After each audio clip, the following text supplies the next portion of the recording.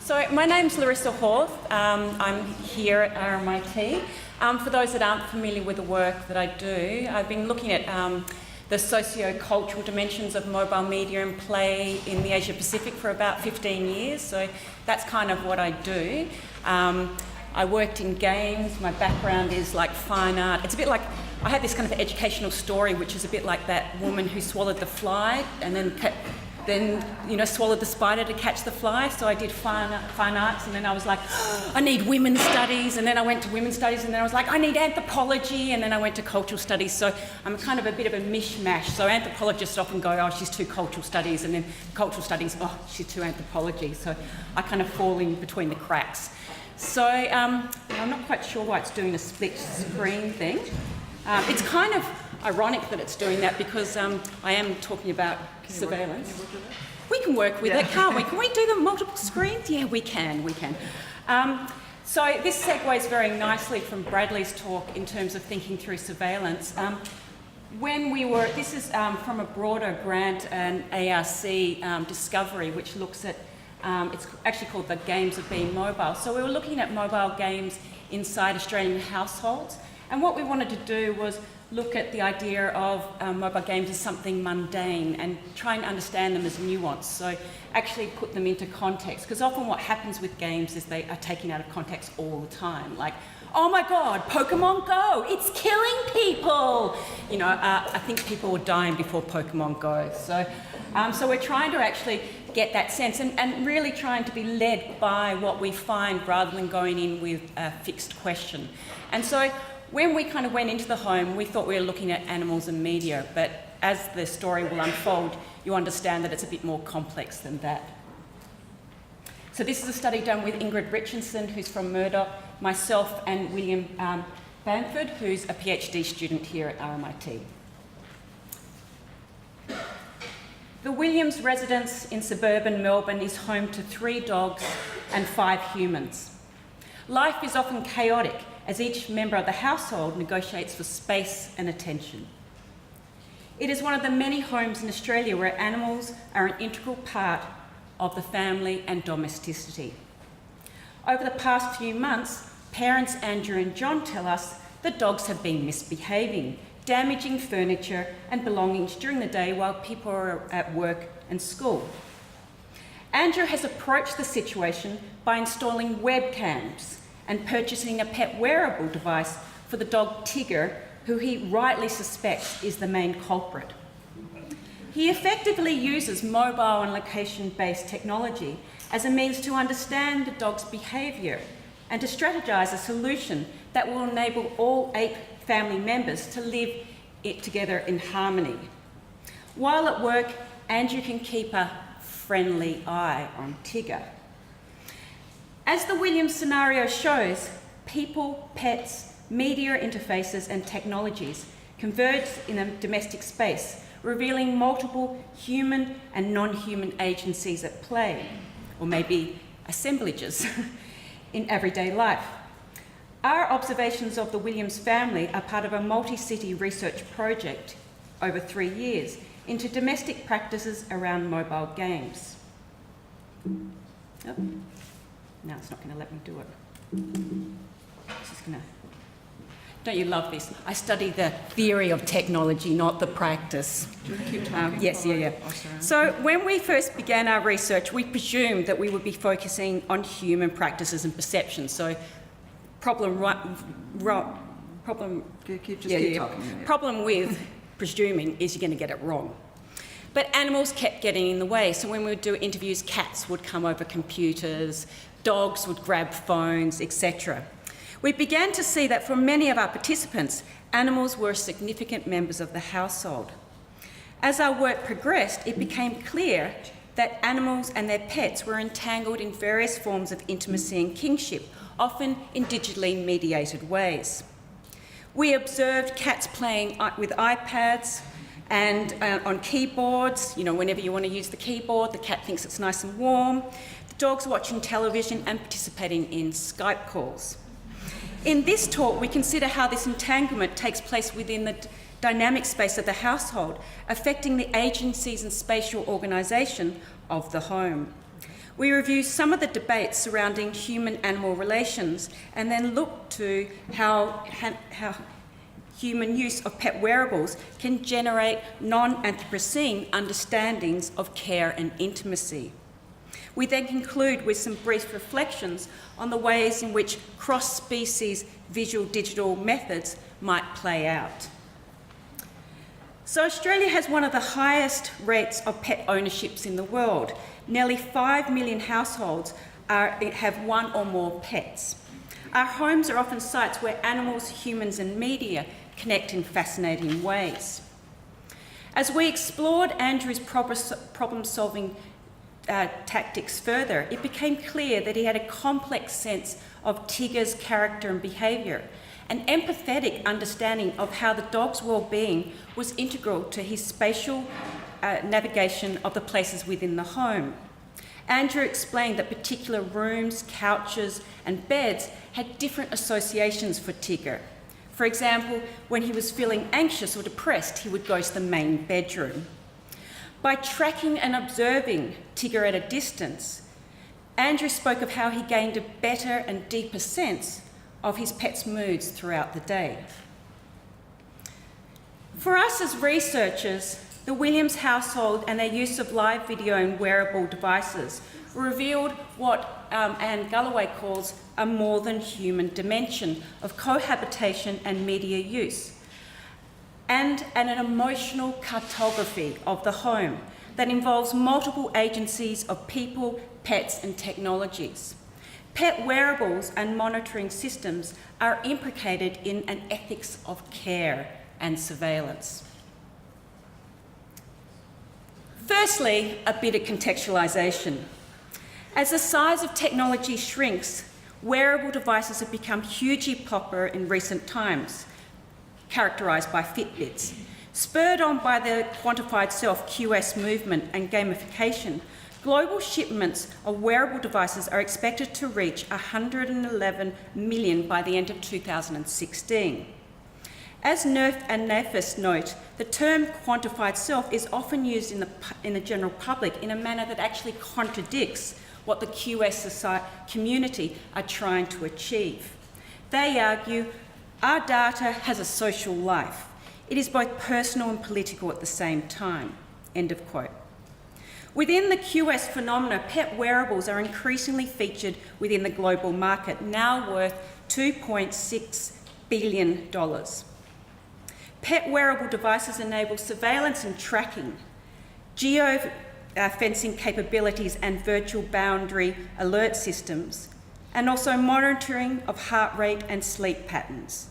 And they have names like Enupathy, Pet Pace, Dog Intelligence, Woof, Nuzzle. Pet owners can gamify their pet's experience with reward systems and leaderboard, download an augmented reality app that sees through obstacles and locates their pet, or record and vicariously experience their pet's perspective and movement remotely via wearable cameras. And so what does it mean to think about the developing visual digital methods around what Anne Galloway has called more than human research? As scholars such as Galloway and Hannah Verman note, in particularly Hannah's work in studying orangutans' use of iPads, more than human counterparts can teach us a lot about different digital visual practices. Verman's work in particular shows how the haptic screens can be used beyond the hand. So when it gets in the context of orangutans, hands are the last thing that are used. Its arms, its tails, its bums, its tongues, etc. all come into play. And in a sense, we could actually learn a lot because we've kind of limited the kind of vocabulary around haptic technologies to very, very small kind of hand-based gestures. For anyone that's seen Pokemon Go, you'll notice that there's a new, like you can tell when people are playing it because they do a kind of scooping thing, which you would do for nothing else. But still, the kind of vernacular around haptic visuality is still quite limited. And so we can learn a lot from our more than human counterparts. Rather, the embodied movements in and around a screen is a growing field, particularly within game studies. And there's a key person, Bart Simon, who has been working on what he calls gestural excess and in excess, not to be confused with the band, around things like we. So he started looking at haptic we and how, the gender politics that play out. The entanglement of animals in and around the multiple forms of mobile media, from cats on iPads and dogs Skyping to pet wearables, show the need to think through complex methodologies, frameworks and ethics in which care and surveillance are interwoven.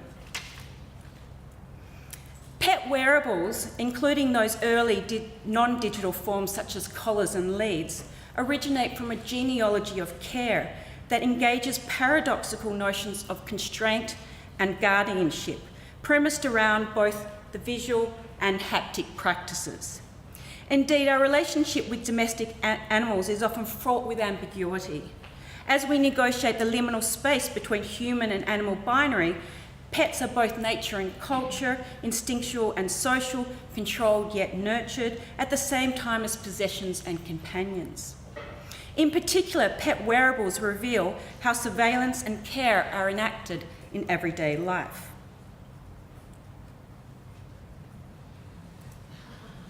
This is Yolanda's work from RMIT, who looked at the way that in smart homes how devices were being reappropriated, particularly by animals. Animals kept getting in the way. So the smart vacuums that work by themselves, cats would jump on them because they would think they were toys for them, of course. The significance of human-animal relations has been a focus for a number of multi-species theorists, and of course the obvious one is Donna Haraway, as I've mentioned, Anne Galloway, and Hannah Verman and others. Much of this work explicitly challenged the Anthropocene, that is, our current geohistorical period whereby humans have become the biggest threat to the ecosystem, and thus problematise a human-centric approach to technology and design. As Haraway notes, it's important to move beyond the Anthropocene understanding of animals. This requires new methods and frameworks that push beyond human centricism. For Galloway, this requires us to think about more than human design. And so she argues that it fundamentally challenges how we think about ethnography. She says it's a study that has to bring together creative practice, science and technology studies, and anthropology to model relations between humans and non-humans. As she continues, while I fully acknowledge the incredibly rich and diverse literature on non-human agency and object-orientated ontology, what is perhaps of more interest and less researched is how we might develop an understanding of non-human engagement. Through the work in and around speculative design and the sociology of associations, we can comprehend the productive or generative capacities of human and non-human relations.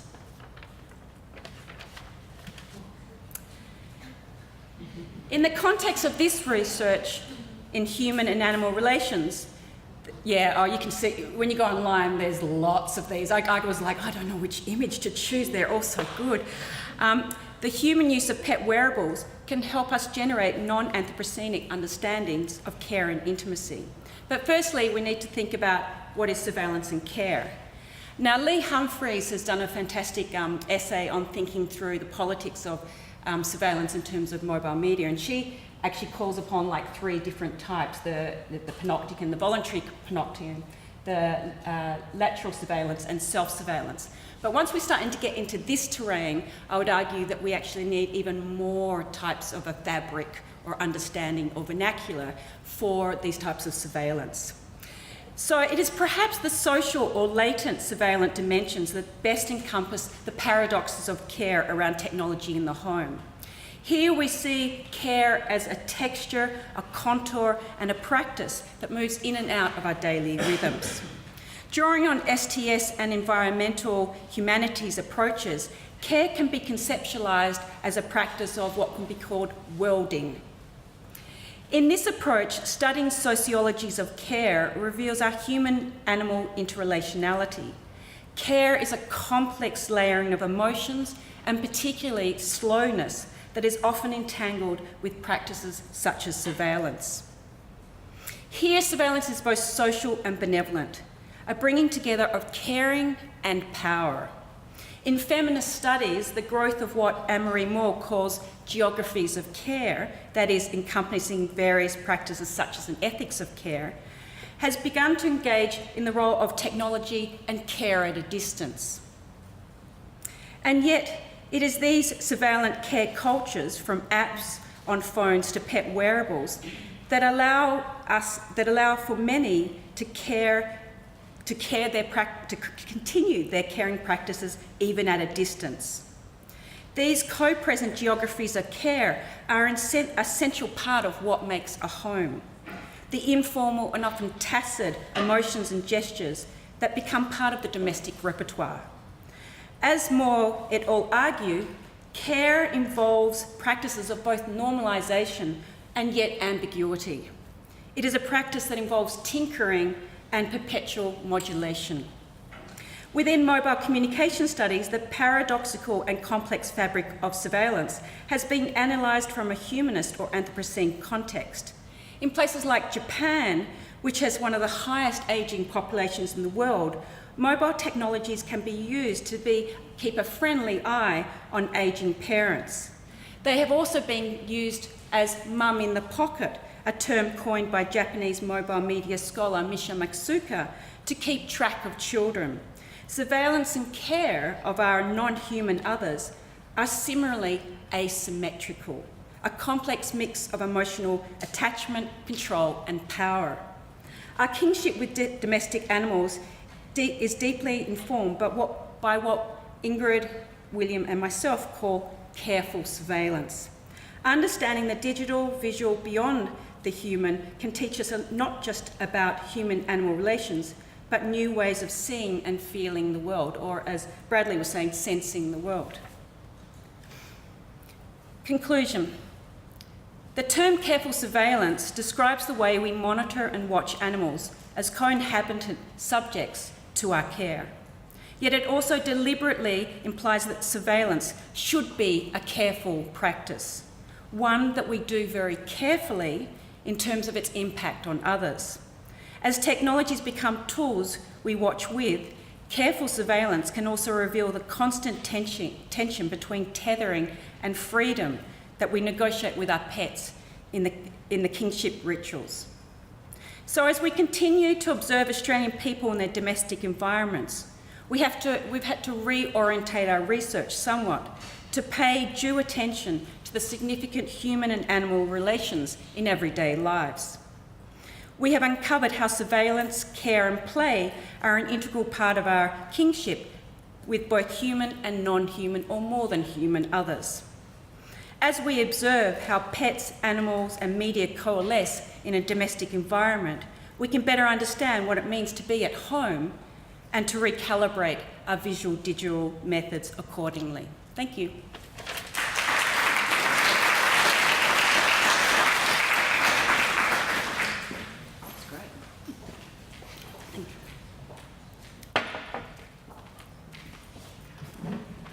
We've got room for maybe 2 questions. Running a tight ship. Yes, okay, yeah. Yes, boss. Yes. Are they eating into their lunch break, are they? That's Or something? right. Coffee break? We don't want to ruin Yeah, no one answers. When they find that out, no one asks the question. Quick, don't ask the question. Thank you, Adrian. That was very, very interesting.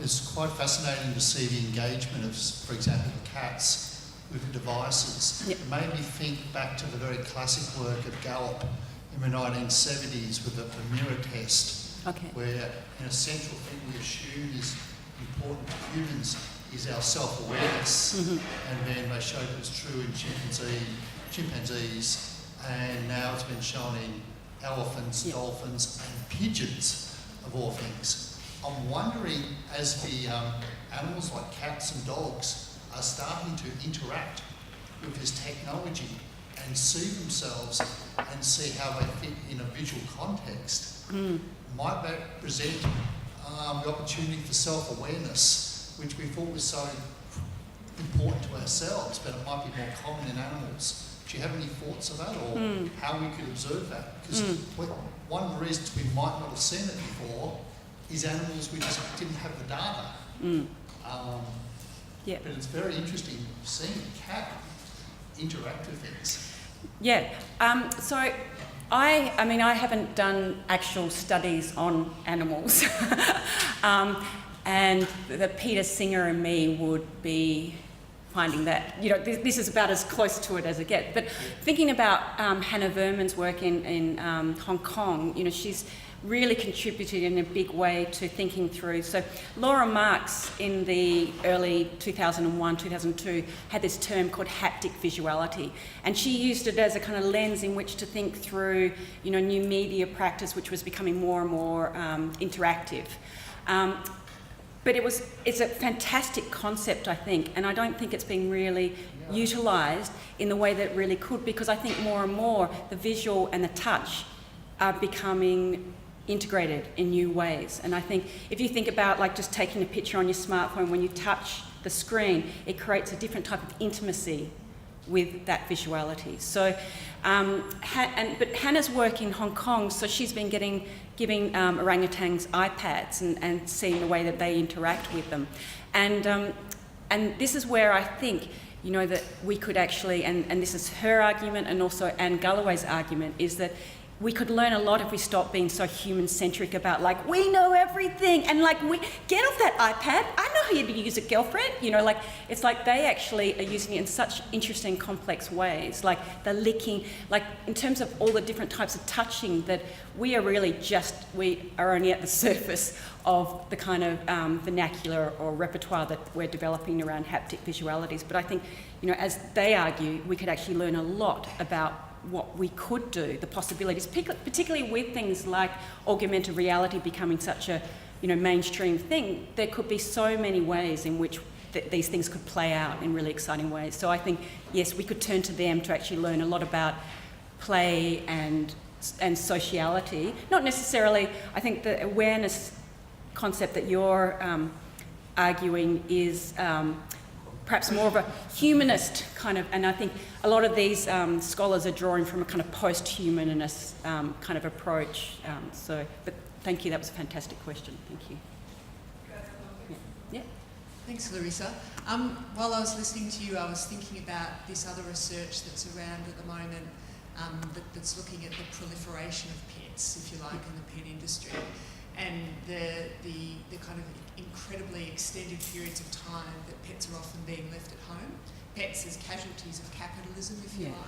Yeah. And so I wondered whether those sorts of discussions came into this research at all, whether people are thinking about the displacement of the human companionship onto technology in interesting ways. Yes, I mean, I think the thing is that that remote babysitting has existed for a long time. Like, you know, I grew up with a television. Like, wasn't that your babysitter? You know, like, and I think the thing is that people, like particularly say the Williams family that we give the example of, for them it was like, it was non-negotiable in terms of the kind of work practices that they had. They couldn't go down to part-time or whatever, but they felt really bad, like intrinsically bad enough to actually look up new technologies to try and find a solution, you know, kind of a tinkering, a kind of trying to make do with the situation. So while they recognise that, you know, for them the best thing would actually be that face-to-face, because for animals it's that multi-sensorial experience, you know, it's the smells that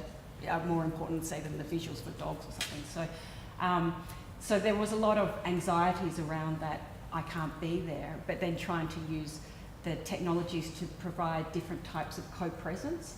So in the Andrew and John case, there wasn't just the pet wearable, there were also webcams in the house, so that when a dog was sitting down, particularly at this couch that it kept chewing on, they had the webcam above the television, and so he could actually, I mean, he must have a really good job. He had a split screen at his job where he could watch into the living room, right? And so he could see if Tigger gets there and then starts chewing, and he goes, "No, Tigger." This omnipresent voice is answering. And so, but it's also the thing, if he could see Tigger really upset or something, he could also say something. So he could actually use the voice, which is a very important sense for animals, to say I'm kind of here even though I can't be there. So, and that feeds into a whole lot of earlier work about mediation of intimacy. You know, that intimacy is always mediated, but you know, sometimes with the technology debates, it's like, well, why don't you just not have that pet? You know, but for some people, that's not necessarily, you know, they want the pet because the pet isn't just a pet; it's actually, you know, it's a friend, it's a companion. You know, so there isn't that kind of hierarchy necessarily. So, yeah. There's one more question from Kit, who I cut off in the last session. So. Hi, thanks. That's really interesting. I'm just wondering whether or not you've come across any studies that are looking at designing technologies that support the needs of animals. So, Yes.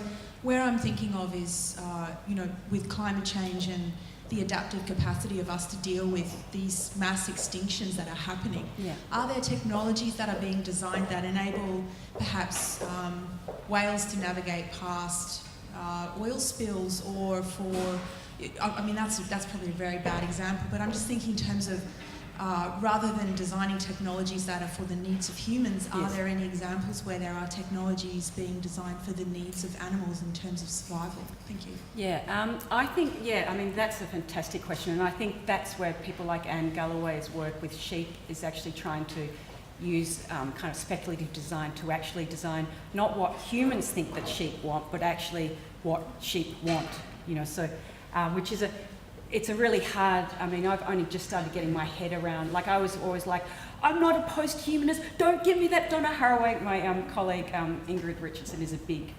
post-humanist, so she was like, no, you've got to read that, Larissa, we're not talking until you read that.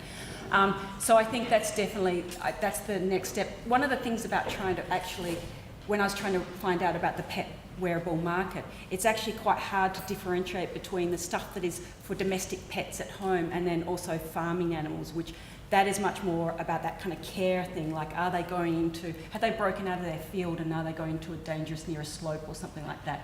So those kind of technologies but they're all still very in the early days, but I think, it's definitely, it's an booming market, and it should be, I think, So thank you. Thank you very much, Larissa.